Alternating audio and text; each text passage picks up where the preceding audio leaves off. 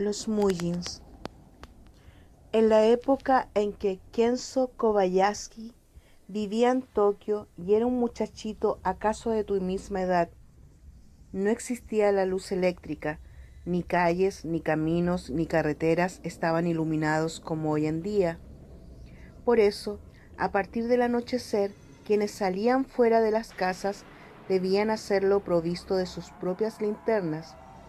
Era así como bellos faroles de papel podían verse aquí o allá, encendiendo la negrura con sus frágiles lucecitas. Y como decían que la negrura era especialmente negra en las lomas de Akasaka, cerca de donde vivía Kenzo, y que se oían por allí, durante las noches, los más extraños quejidos, nadie se animaba a atravesarlas si no era bajo la serena protección del sol. De un lado de las lomas había un antiguo canal, ancho y de aguas profundas, y a partir de cuyas orillas se elevaban unas barrancas de espesa vegetación. Del otro lado de las lomas se alzaban los imponentes paredones de uno de los palacios imperiales. Toda la zona era muy solitaria, no bien comenzaba a despegarse la noche desde los cielos, cualquiera que por algún motivo se veía sorprendido cerca de las lomas al oscurecer, era capaz entonces de hacer un extenso rodeo, de caminar de más para desviarse de ellas y no tener que cruzarlas. Kenzo era una criatura muy imaginativa. Lo volvían loco los cuentos de hadas y cuánta historia extraordinaria solía narrarle su abuela. Por eso, cuando ella le reveló la verdadera causa debido a la cual nadie se atrevía a atravesar las lomas durante la noche, Kenzo ya no pensó en otra cosa que en armarse de valor y hacerlo él mismo algún día. Los Muggins, por allá andan los Muggins, entre las sombras, le había contado su abuela, al considerar que su nieto ya era lo suficientemente grandecito como para enterarse de los misterios de su tierra natal. Son animales fantásticos de la montaña, bajan para sembrar el espanto entre los hombres, les encanta burlarse mediante el terror, aunque son capaces de tomar apariencias humanas, no hay que dejarse ensayar. Kenzo, las lomas están plagadas de muggins.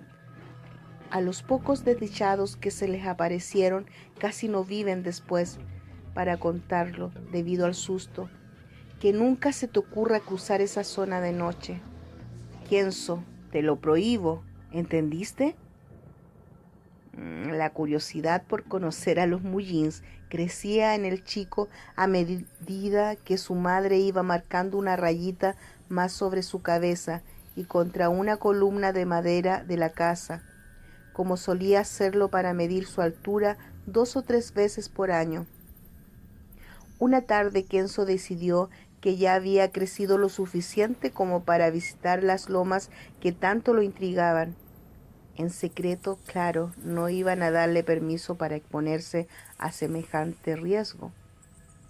Los Muggins podrían decirse que Kenzo estaba obsesionado por verlos, a pesar de que le daba miedo y mucho que se cumpliera su deseo, y con esa sensación doble partió aquella tarde rumbo a las famosas lomas de Akasaka, con el propósito de recorrerlas sin otra compañía que la de su propia linterna.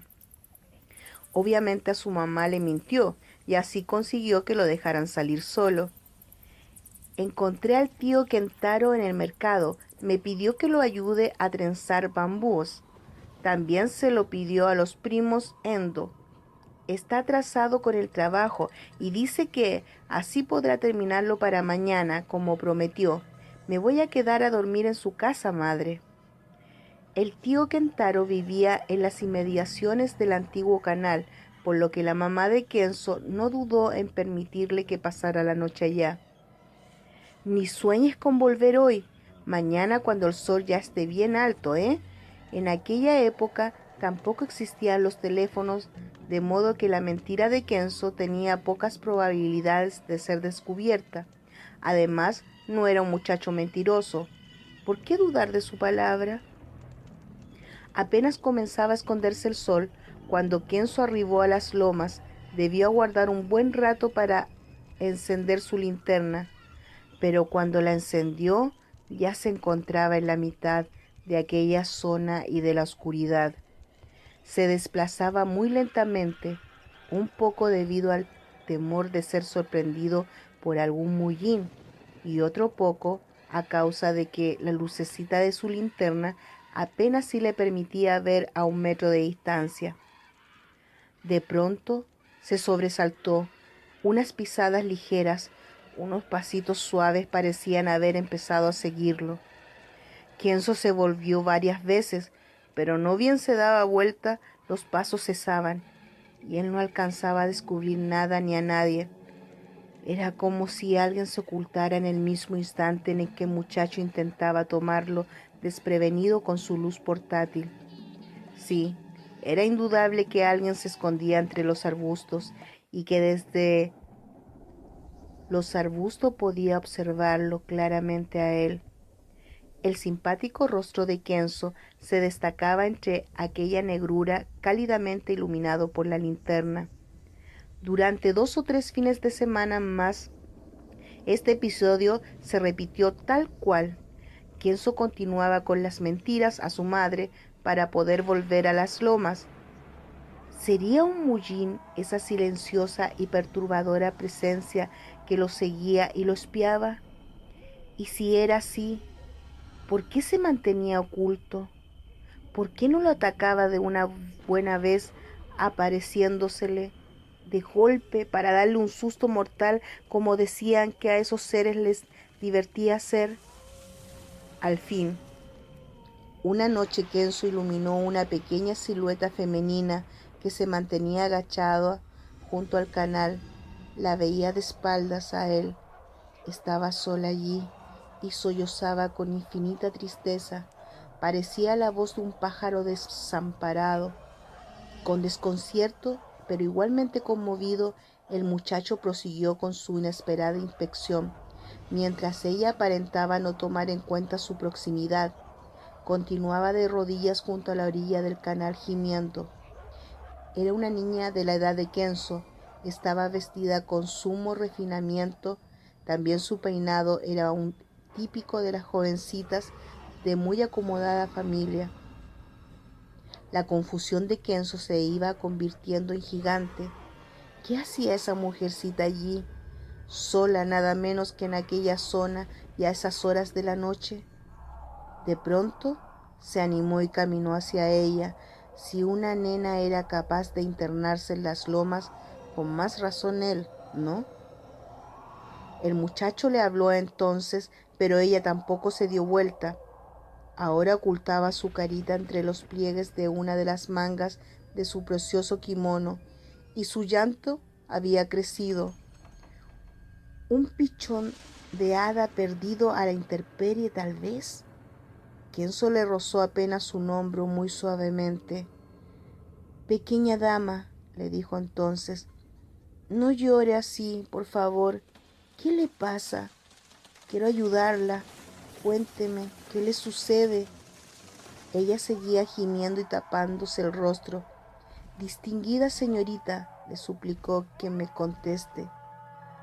Aunque proveniente de una modesta familia campesina, la educación de Kenzo no había dependido de la mayor o menor riqueza que poseyeran sus padres, sino de que ellos valoraban, por sobre todo, la educación de sus hijos. Por eso él podía expresarse con modales gentiles y palabras elegidas para acariciar los oídos de cualquier damita. Insistió entonces. Le repito, honorable señorita, permita que le ofrezca mi ayuda. No llore más, se lo ruego. O al menos dígame por qué llora así. La niña se dio vuelta muy lentamente, aunque mantenía su carita tapada por la manga del kimono.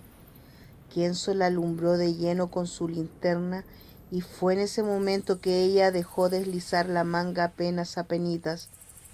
El muchacho contempló entonces una frente perfecta, amplia, hermosa, pero la niña lloraba, seguía llorando. Ahora su voz sonaba más que nunca como la de un pájaro desamparado. Kenzo reiteró su ruego. Su corazón comenzaba a sentirse intensamente atraído por esa voz, por esa personita, una sensación rara que jamás había experimentado antes lo había invadido. Cuénteme, ¿qué le sucede, por favor? Salvo la frente que mantenía descubierta, ella seguía ocultándose, cuando por fin le dijo: Oh, lamento no poder contarte nada. Hice una promesa de guardar silencio acerca de lo que me pasa. Pero lo que sí puedo decirte es que fui yo quien te ha estado siguiendo durante estos días. No me animaba a hablarte, pero ahora siento que podemos ser amigos, ¿no es cierto? Kenzo le tocó apenitas el pelo, pura seda. En ese instante fue cuando ella dejó caer la manga por completo, y el chico, horrorizado, vio que su rostro carecía de cejas, que no tenía pestaña ni ojos, que le faltaba la nariz, la boca, el mentón, cara lisa, completamente lisa, y desde esa especie de gran huevo inexpresivo partieron unos chillidos burlones, y enseguida una carcajada que parecía que no iba a tener fin. Kenzo dio un grito y salió corriendo entre las negruras que volvía a empaquetarlo todo. Su linterna rota y apagada quedó tirada junto al canal, y Kenzo corrió espantado, y corrió mientras aquellas carcajadas seguían resonando en el silencio. Frente a él y su carrera solamente ese túnel de la oscuridad que el chico imaginaba sin fondo como su miedo. De repente, y cuando ya lo perdía las fuerzas, vio las luces de varias linternas a lo lejos, casi donde las lomas se fundían con los murallones del castillo imperial. Desesperado se dirigió hacia allí en busca de auxilio. Cayó de bruces cerca de lo que parecía un campamento de vendedores ambulantes, echados a un costado del camino. Todo estaba de espaldas. Cuando Kenzo llegó parecían dormitar sentados de cara hacia el castillo. ¡Socorro, socorro!, exclamó el muchacho, y no podía decir más. ¿Qué te pasa?, le preguntó bruscamente el que, visto por detrás, parecía el más viejo del grupo. Los demás permanecían en silencio. ¡Oh, ay, qué horror! Kenzo no lograba explicar lo que le había sucedido, tan asustado como estaba. ¿Te hirió a alguien? No, pero ¿te asaltaron tal vez? No. Entonces solo te asustaron, ¿eh? Le preguntó nuevamente con aspereza, ese que se parecía al más viejo del grupo. Es que suerte encontrarlos a ustedes. ¡Qué espanto! Encontré una niña junto al canal y ella me mostró. Nunca podré contar lo que ella me mostró. Me congela el alma de solo recordarlo, si usted supiera. Entonces, como si todos los integrantes de aquel grupo se hubieran puesto de acuerdo a una orden no dada, todos se dieron vuelta y miraron a Kenzo, con sus rostros iluminados desde los mentones con las luces de la linterna. El viejo se reía a carcajadas estremecedoras como la de aquella niña, mientras le decía: ¿Era algo como esto lo que ella te mostró? Las carcajadas de los demás acompañaron la pregunta. Kenzo vio entonces, aterrorizado, 10 o 12 caras tan lisas como la de la niña del canal. Durante apenas un instante las vio, porque de inmediato todas las linternas se apagaron y el coro, como de pajarracos, cesó, y el muchacho quedó solo, prisionero de la oscuridad y del silencio, hasta que el sol del amanecer lo devolvió a la vida y a su casa. Los Mullins jamás volvieron a recibir su visita.